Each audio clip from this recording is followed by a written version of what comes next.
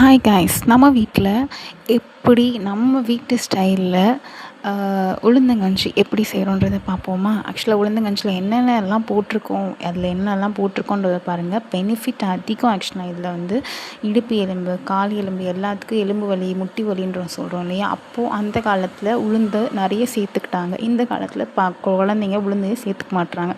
சின்ன குழந்தையிலேருந்தே நம்ம இப்போ கொடுக்க ஆரம்பித்தோன்னா அந்த குழந்தைங்களுக்கு வளர வளர நல்ல எதிர்ப்பு சக்தி கொடுக்கும், எலும்புலாம் நல்லா வலுப்படும். அதுக்காக எங்கள் வீட்டில் எங்கள் அம்மா என் பிள்ளைக்கும் நான் தான் கொடுத்துட்ருக்கு, எனக்கும் அதான் கொடுத்தாங்க.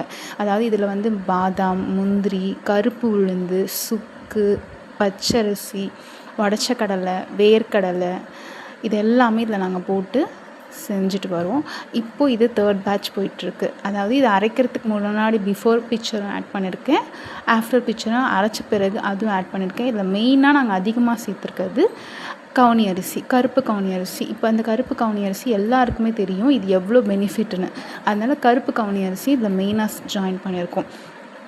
இதில் இருக்க பெனிஃபிட் வந்து எல்லாருமே இப்போ வந்து குடிச்சு பார்த்து நல்லா இருக்குன்னு சொல்லி இப்போ நிறைய பேர் எங்களுக்கு ஆர்டர் கொடுத்துட்டு வந்துட்டுருக்காங்க. அதுக்காக தான் நான் இப்போது இன்னும் இருக்கிற பக்கத்தில் இருக்கவங்களுக்கு மட்டும் தெரியாமல் இன்னும் இருக்கிறவங்க எல்லாருக்கும் தெரியணும் அப்படிங்கிறதுக்காக தான் இந்த வீடியோ. உங்களுக்கும் இது வேணும்னா எனக்கு கமெண்ட் பண்ணுங்கள், உங்களுக்கு வேணும் அப்படின்னா. அதுக்கேற்ற மாதிரி நான் உங்களுக்கு மெசேஜ் பண்ணுறேன். எப்படி பவுட்ரு எப்படி இருக்குதுன்னு பாருங்கள். ஆஃப்டர் பிக்சர், அதாவது அரைக்கிறதுக்கு முன்னாடி வறுத்து எல்லாத்தையும் வச்சுருக்கோம். வறுத்த பிறகு ஆஃப்டர் பிக்சர் இப்படி தான் இருக்குது.